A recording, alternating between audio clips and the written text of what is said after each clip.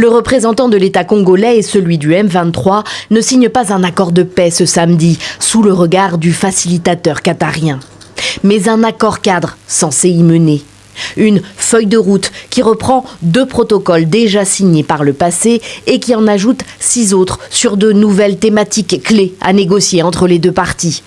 Comme le rétablissement de l'autorité de l'État dans les zones passées sous contrôle de l'AFC M23 par exemple. Dans une déclaration transmise à l'AFP, le négociateur du M23 les décrit comme les causes profondes du conflit, précise qu'aucune clause n'est contraignante et que cette nouvelle étape ne changera rien à la situation de terrain. Ce que ne nie pas le conseiller spécial Afrique du président américain, dépêché sur place pour l'occasion, tout en qualifiant l'accord d'historique. Les gens s'attendaient probablement à voir des résultats immédiats sur le terrain, mais il s'agit d'un processus. Et je l'ai dit à plusieurs reprises, ce n'est pas un interrupteur que l'on peut simplement actionner. Il s'agit d'un processus de paix qui comporte de nombreux aspects. Cela prendra donc du temps, espérons-le pas trop longtemps.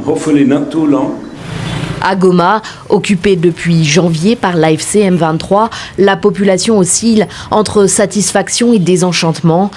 Personne n'a oublié ici les précédents accords qui n'ont pas porté leurs fruits.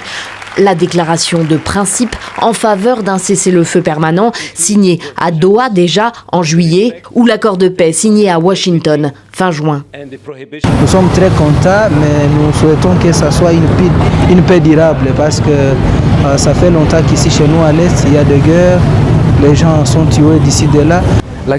La seule chose qui nous étonne, c'est qu'ils ne cessent de dialoguer, mais qu'à chaque fois, la guerre reprend. On se demande donc quel genre de dialogue c'est pour qu'il ne se termine jamais. Nous leur demandons de respecter leurs paroles, afin que nous, le peuple, nous puissions avoir la paix et que nous puissions vivre correctement, comme avant.